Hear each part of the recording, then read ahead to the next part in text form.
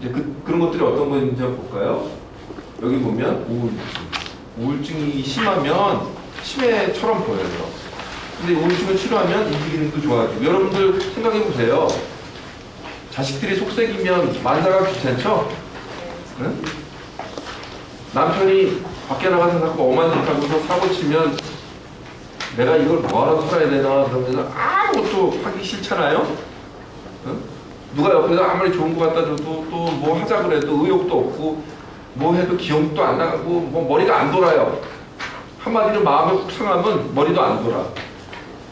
또 약물 많이 먹는 거 많죠. 감기약. 그 다음에 위장약 중에서도 기억력이나 인지 기능을 떨어뜨리는 약물들이 많아요. 특히 뭐 위장을 촉진시키는 약. 그 다음에 여러분들 혹시 아나요? 위장약 중에서도 키미테라고 해서 이렇게 귀에 붙이는 약이 있잖아요. 이런 약들은 대부분 아실콜린이라고 하는 신경 전달 물질이 있는데 그것들을 촉진시키는 약물들이에요. 그러니까 그런 약물들을 붙이거나 먹거나 그러면 혼동이 생기고 오줌 싸고. 그래서 이제 아침에 어르신들이 놀러 간다고 자제분들이 간단히 도시락 싸가지고 이제 어머니 아버님 잘 다녀오세요 그러고 참할머니 하실 테니까 키미테 하나 붙이고 가세요. 딱 키미테 붙였는데 그러고서 한 3시간 4시간쯤에 이제 전라북도 남원의 내장산에 딱 도착해요. 근데 이 할아버지가 내장산에 도착하자마자 오줌을 질질 싸고 눈이 흥청해지면서 엉뚱한 소리를 하고 뭐 사람도 못 알아보고 그러는 거죠. 깜짝 놀라는 거죠. 그럼 이제 알고 보면 그런 약물들을 붙이거나 지속적으로 또 사용하거나 그런 분들이 많아요. 그럼 이제 그런 것들은 입원해서 약물만 투여 안 하게 하면 3일 정도 되면 아직도 멀쩡해진단 말이죠. 그런 약물들. 비타민 결핍. 생각보다 적지는 않아요. 그 다음 갑상선 기능 이상. 갑상선 기능이 항진해도 또는 갑상선 기능이 떨어져도 치매 증상이 생겨요. 그래서 환자는 갑상선 기능이 항진되면서 삐짝삐짝 마르고 아무리 먹어도 음식은 계속 먹는데 살은 안 찌고 살이 마르고 알고 보면 치매 증상이 있고 갑상선 기능만 정상적으로 할 수 있도록 하면 환자는 싹 좋아져요. 이런 것들. 그 다음에 뇌수종이라는 것도 그렇고요. 머릿속에 피가 고여도 마비는 심하지 않으면서 인지기능이 점점 떨어져요. 그러니까 시골에 이런 분이 많았어요. 옛날에 할아버지들이 읍내 나가서 친구 만나서 막걸리 한잔 하고 가요. 그 음주자전거 가죠. 음주자전거 가다가 밤에 또랑길에 푹 빠져갖고 머리 쾅 쳐박으면 얼굴 얽으면서 집에는 대충 와요. 그러면 이제 할머니가 목욕시키고 막 하다가 아침에 일어나면 괜히 엉뚱한 소리하고 뭐 침 질질 흘리고 뭐 소대변 막 못 가리고 그러면 이제 난리가 나죠. 근데 처음엔 또 그게 증상이 안 나타날 수도 있어요. 서서히 혈관이 터지면서 피가 조금씩. 그게 이제 한 달 가요. 버텨. 한 달 동안. 그러니까 한 달이 갈수록 조금씩 더 심해져. 그러다가 이제 자식들한테 야 니네 아버지가 한 달째 이상하다. 뭐예요? 그러면 소대변도 못 가리고 내가 죽게 생겼다. 가서 보면 이제 그런 상황이죠. 그러면 이제 자식들 서울에 모시고 가죠. 그래서 이제 잘 경력을 조사해 보면 할아버지가 술 잘 먹고 술 먹고 음주자전거 많이 하고 또 알고 보면 한 달 전에 또랑에 빠져가지고 그냥 얼굴 얽히고 머리통이 그냥 깨진 그런 경력도 있고 가서 사진 딱 찍어보면 머릿속에 피가 살짝 보여요. 그러면 그런 것도 피만 쫙 뽑아주면 싹 좋아져요. 증상이. 근데 그 할아버지는 또 생길 가능성이 많아요. 음주자전거는 계속 할 거기 때문에. 음주로 자전거 타는 거는. 그러면 이제 할머니가 팔자 타령하는 거죠. 저놈의 영감택이 언제 죽냐고. 그러고 이제 땅을 치는 거죠. 실제로 그런 일들이 적지 않고요. 최근에는 많이 줄었는데 신경 매독이라든지 결핵성 뇌막염이 많았는데 우리나라에 지금 굉장히 많이 줄고 있어요. 그 대신 폐결핵이 약물에 듣지 않은 폐결핵이 많아서 우리가 사망률이 굉장히 높습니다. 선진국에 비해서. 근데 그 대신 결핵성 뇌막염이나 이런 뇌막염은 상대적으로 줄었어요. 에이즈도 여기 들어있기는 해요. 근데 이제 그 다음에 증상이 좋아지고 예방 가능한 치매가 있어요.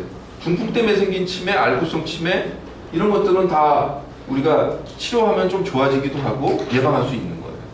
근데 치매의 거의 한 40% 정도는 혈관성 치매, 중풍 때문에 생긴 치매이기 때문에 중풍만 예방하면 우리가 다 예방할 수 있는 거죠. 완치가 어려운 거는 아까도 말씀드렸지만 알츠하이머병 이런 거는 우리가 퇴행성 변화는 고치기 어렵죠. 다만 증상을 좋게 해줄 수는 있어요. 일부. 그리고 또 이런 원인들이 많고요.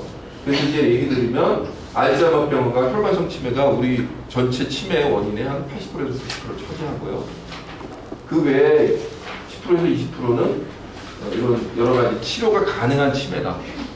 그래서 우리가 인지 기능이 떨어졌을 때 병원에 반드시 가서 제대로 치료를 받고 제대로 진단을 받아야 되는 이유는 모든 치매가 똑같이 치료가 안 된다고 생각하기 때문에 문제예요.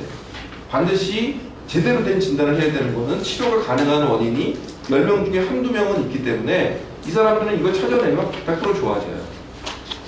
그래서 어르신들이 증상이 왔을 때 그냥 치매니까 요새처럼 요양 등급 받아서 요양원에 와버리면 그 사람들은 제대로 치료 진단을 받을 경황이 없어요. 지금 요양원에 와 있는 치매 환자들의 상당수가 한 번도 제대로 진단을 받지 않은 경우도 많아요. 요새는 간단한 간이 인지기능 검사해가지고 그냥 와서 등급받고 보험공단에 신청해서 딱 하면 대충 그렇게 해서 등급받으면 여기 오기 때문에 제대로 된 치매 진단을 받아본 경우가 없는 경우도 적지 않아요. 적지 않기 때문에 그런 부분들을 확실히 해두는 게 굉장히 중요하고 이런 그 치매 원인을 찾는 게 굉장히 중요합니다. 자, 증상은 뭐 여러분들 너무 잘 알고 있고 아까 말씀드린 기억력 떨어지고 언어장애 생기고 감각 떨어지고 뭐 성격 변화하고 정신증상 생기고 행동증상 생기고 뭐 이런 거죠. 그래서 뭐 기억력 장애는 여러분들 방향소실 뭐 너무 잘 알잖아요. 뭐 성격 변화, 행동 변화 이런 거 생기죠. 정신증상은 망상이 제일 많죠. 망상 중에서도 피해 망상 많고 부정 망상 많고 그러니까 환자들끼리 막 싸우죠. 어느 날 아침에 가보면 전현이 내 거 훔쳐봤다고 막 그러는데 오후 되면 서로 또 다정히 손톱 잡고 다니잖아요. 싸웠냐고 물으면 내가 언제? 누구랑 싸웠냐고 그러고 네가 미쳤냐? 내가 왜 싸우냐? 뭐 이런 게 묻죠.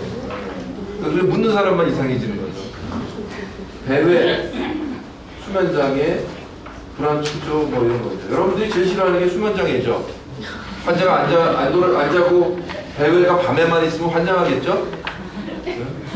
저걸 어떻게 해결하나. 그래서 요구사항이 뭐냐면 밤에 잘 수 있도록 해달라. 근데 문제는 여러분들 잘 생각하셔야 됩니다. 밤에 잠 안 자고 배회에 있는 환자를 재우게 되면 낮에 활동하다가 낙상사고가 생길 가능성이 굉장히 많아요. 그럼 그런 환자들이 넘어지면서 다리가 부러지고 그러면 필요하면 수술을 해야 되고 그럼 보호자들이 와서 요양원을 뒤집어 놓죠. 그래서 조심해야 돼요. 최근에 요양원에서 문제가 두 가지입니다. 하나는 요양보호사들이 환자를 좀 난폭하게 거칠게 다루는 거 하고요. 두 번째는 낙상사고나 이런 것들이 생길 수밖에 없는 그런 상황들이에요. 그러니까 그런 것들을 우리가 어떻게 잘 관리할 거냐 하는 게 사실은 제 고민인 거죠. 자, 그래서 이제 우리가 여러 가지 치료 목표를 세웁니다. 제일 좋은 거는 병원 치료에서 정상으로 되돌리면 좋은데 실제로 현실적으로 이건 불가능해요. 그래서 지금 우리가 치매 환자의 치료는 병의 진행을 늦추고 증상 발현을 늦추고 인지기능을 형성하고 문제 행동이나 이런 것들을 좋게 해줘서 생활의 질을 좋게 해주는 게 이게 가장 현실적인 치료의 목표고요. 자, 이제 여러분들의 제가 얘기를 드리려고 하는데 이건 뭐 자, 이미 다 아시는 분들도 있고 자, 그런데 이제 문제는 치매나 뇌졸중 이거는 사실은 개인의 병은 아니란 말이죠. 이건 가족 공동의 병이죠. 그리고 국가적으로 관리해야 될 국가적인 질병이에요. 그래서 이게 이제 간단한 문제는 아니다라는 거고요. 근데 그러기 위해서 이제 결국 우리가 간병이라는 상황이 있을 수밖에 없는 거죠. 누군가는 돌봐야 되잖아요. 그렇죠? 가족들이 돌보든 시설에 오든 병원에 가든 누군가는 돌봐야 되잖아요. 근데 그런 표현을 씁니다. 그래서 이제 우리가 간병 또는 돌봄 이런 표현을 쓰는데요. 이제 그래서 식사, 위생관리, 환자의 이동, 요청, 예방관리, 신체적 돌봄. 여러분들의 신체만 돌보는 게 아니에요. 거기에 심리적인, 정서적인 돌봄도 필요하고요. 또 환자와 관련된 모든 경제적인 것도 사실은 시설 입장에서는 고민을 해야 되는 부분입니다. 그래서 이런 총체적인 돌봄인데 간단치는 않죠. 그래서 우리가 간병을 하게 되면 간병인이라는 게 필요한데, 간병인은 또 다른 말로 이렇게 도움이, 돌봄이, 별 표현을 다 하지만 어쨌든 돌봄을 제공하는 사람인 거고요. 간병인은 우리가 크게 이렇게 두 가지를 나눠요. 정기적으로 하는 정기 간병, 비정기 간병. 비정기 간병은 가족이나 배우자, 친인척 이런 사람들이 교육 없이 일반적으로 가족들이 돌보는 상태를 얘기해요. 근데 여러분처럼 이렇게 전문적인 교육을 받고 전문적인 기관에서 개별적으로 환자를 또 보장을 받고 하는 분들을 우리가 정규적인 간병 이렇게 표현을 하는 거죠. 그러니까 문제는 뭐냐면 지금 이런 환자들을 돌보는 거는 환자하고 간병인 이렇게 그 문제에 둘로 갈 수 없어요. 또 가족들도 끼어 있고 또 여기 의료진도 끼어 있고 그래서 이게 다양한 관계에서 형성되기 때문에 생각보다 쉽지는 않다. 근데 실제로 가족 간병인들의 문제가 생각보다 심각해요. 가족 간병인이 두 가지 요소가 있어요. 여러분도 저는 똑같다고 봅니다. 이 부분에 있어요. 간병인은 근본적으로 돌봐주는 사람인데 돌봐주는 사람인 것뿐 아니라 그 돌보는 것 자체가 엄청난 스트레스잖아요.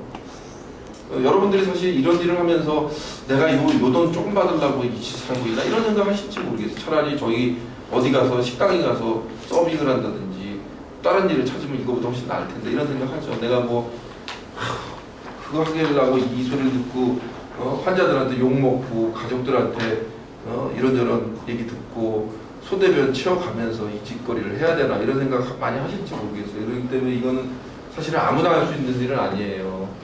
마음이 따뜻한 사람들이 이것들을 보면서 돈만 받으려고 하는 건 아니죠. 그러면서 또 다른 삶의 보람도 찾고 내가 어르신들 돌본다는 그런 의미 있는 일이다 라는 생각이나 사명감이 없으면 사명감이 있는 가운데도 하품하시는 분이 계세요. 제 얘기가 상당히 지루한 모양이에요.